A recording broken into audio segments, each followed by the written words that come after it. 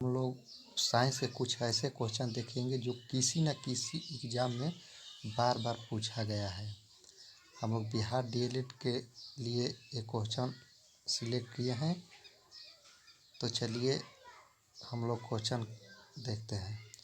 किस दर्पण की फोकस दूरी ऋणात्मक होती है? तो इसमें ऑप्शन नंबर ए में है समतल दर्पण, बी में है अवतल दर्पण, सी में है उत्तल दर्पण और डी में है इनमें से कोई नहीं। तो इसका सही आंसर होगा ऑप्शन नंबर बी, अवतल दर्पण। देखिए इसका सही आंसर होगा अवतल दर्पण। तो दूसरे क्वेश्चन पर हम लोग अब चलते हैं।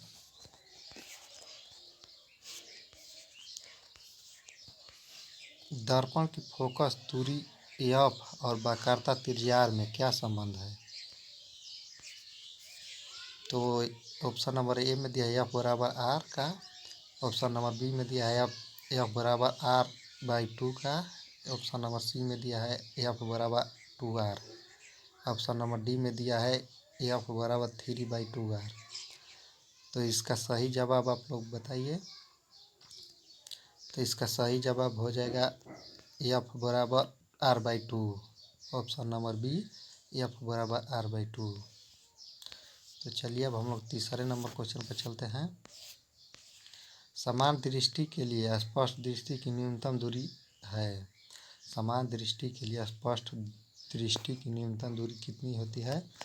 Option number A 25 metre, option number B 25 centimetre, option number C 25 millimetre, option number D इनमें से कोई नहीं। आप लोग सही आंसर बताइए इसका। समान दृष्टि के लिए स्पष्ट दृष्टि की न्यूनतम दूरी, तो इसका ऑप्शन नंबर बी हो जाएगा 25 सेंटीमीटर। 25 सेंटीमीटर होता है स्पष्ट देखने के लिए इसका दूरी। तो हम लोग चौथे क्वेश्चन पर चलते हैं। श्वेत प्रकाश का कौन सा रंग किसी प्रिज्म से गुजरने के पश्चात सबसे कम झुकता है? श्वेत प्रकाश का कौन सा रंग किसी प्रिज्म से गुजरने के पश्चात सबसे कम झुकता है? तो ऑप्शन नंबर ए में है बैगनी, ऑप्शन नंबर बी में है नीला, ऑप्शन नंबर सी में है लाल, ऑप्शन नंबर डी में है पीला। तो इसका आप लोग सही आंसर बताइए। इसका सही आंसर हो जाएगा ऑप्शन नंबर सी, लाल। इसका सही आंसर लाल होगा। तो आइए हम लोग अब अगले क्वेश्चन पर चलते हैं। मानव आँख की रेटिना द्वारा बनाई गई छवि होती है आभासी और सीधा, बी में है वास्तविक और उल्टा, सी में है आभासी और उल्टा, डी में है वास्तविक और सीधा। आप लोग बताइए इसका आंसर क्या होगा। मानव आँख की रेटिना द्वारा बनाई गई छवि होती है, तो इसका सही आंसर हो जाएगा आप लोगों को ऑप्शन नंबर बी, वास्तविक और उल्टा। मानव आँखों की रेटिना द्वारा बनाई गई छवि वास्तविक और उल्टा होती है। चलिए अगले क्वेश्चन पर चलते हैं हम लोग। आकाश का रंग नीला प्रतीत होता है क्यों? आकाश का रंग नीला क्यों प्रतीत होता है?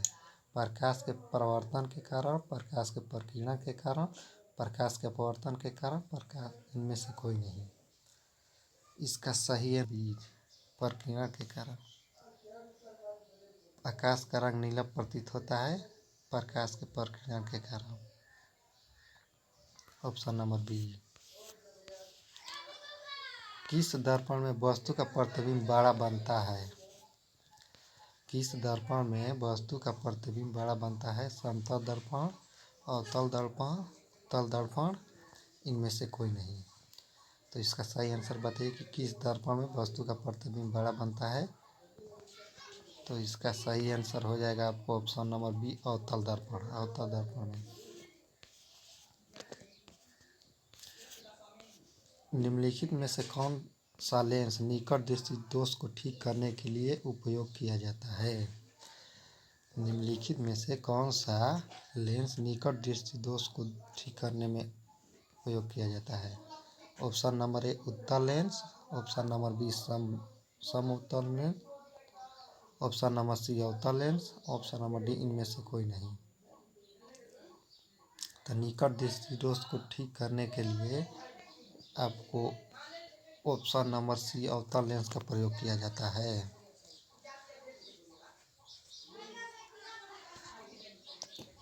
चलिए अब हम अगले क्वेश्चन पर चलते हैं। निम्नलिखित में से कौन उपकरण विद्युत धारा की उपस्थिति दर्शाता है? विद्युत धारा को यानी कि मापने के लिए किसका प्रयोग किया जाता है? तो galvanometer, option number B motor, option number C generator, option number D voltmeter. तो इसमें विद्युत धारा की उपस्थिति को दर्शाने के लिए इसमें गैल्वेनोमीटर का प्रयोग किया जाता है। ऑप्शन नंबर ए हो जाएगा। अगले क्वेश्चन हम लोग देखते हैं। दाएं हाथ के अंगूठे के नियम को किसने प्रतिपादित किया था? आउट, फ्लेमिंग, आइंस्टीन, मैक्सवेल। तो आप लोग सही इसका आंसर बताइए। दाएं हाथ के अंगूठे के नियम को किसने प्रतिपादित किया था? तो इसका सही आंसर होगा ऑप्शन नंबर बी फ्लेमिंग। इसमें देखिए गलत हमको तो लग रहा है कि इसमें फ्लेमिंग होगा, देख लीजिएगा इसको थोड़ा। विभवांतर का यह सही मात्रक है, विभवांतर का यह सही मात्रक वोल्ट होता है। ऑप्शन नंबर ए। निम्नलिखित में से किस संयोजन द्वारा प्रतिरोध का मान बढ़ता है? इसमें किस संयोजन के द्वारा प्रतिरोध का मान? श्रेणी क्रम, समानांतर क्रम, श्रेणी और समांतर दोनों, इनमें से कोई नहीं। तो इसका सही आंसर हो जाएगा ए श्रेणी क्रम।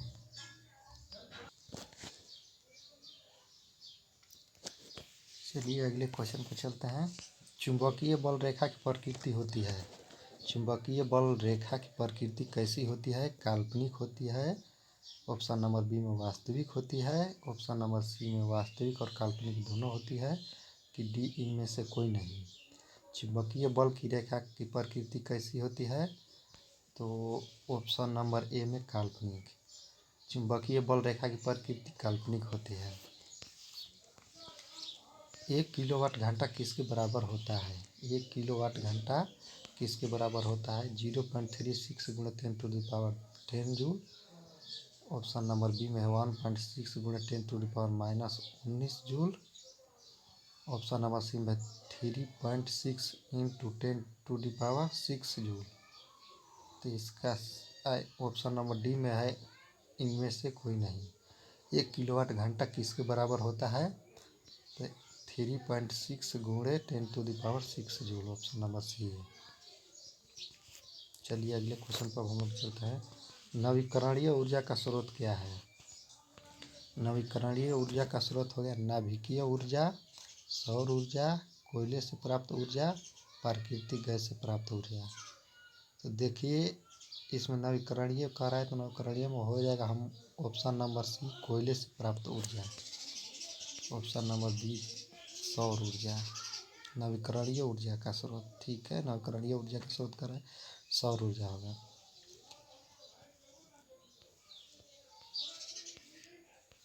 कौन सा लेंस अपसारी लेंस भी कहा जाता है? कौन सा लेंस अपसारी लेंस भी, कौन सा लेंस को अपसारी लेंस कभी कहता है? अवतल लेंस, उत्तल लेंस, अवतल एवं उत्तल दोनों, इनमें से कोई नहीं। ऑप्शन नंबर ए हो जाएगा अवतल लेंस। प्रकाश का प्राथमिक वर्ण कौन है? प्रकाश का प्राथमिक वर्ण कौन है? तो ऑप्शन नंबर हो जाएगा डी उपयुक्त सभी, लाल, नीला और हरा। अगले क्वेश्चन चलता है। निम्न में से कौन नेत्र का रंगीन भाग होता है? निम्नलिखित में से कौन नेत्र का रंगीन भाग होता है? तो इसमें ऑप्शन नंबर ए में दिया है कार्निया, ऑप्शन नंबर बी में दिया है pupil, option number C retina, option number D iris. तो इसमें सही ऑप्शन हो जाएगा ऑप्शन नंबर डी आइरिस।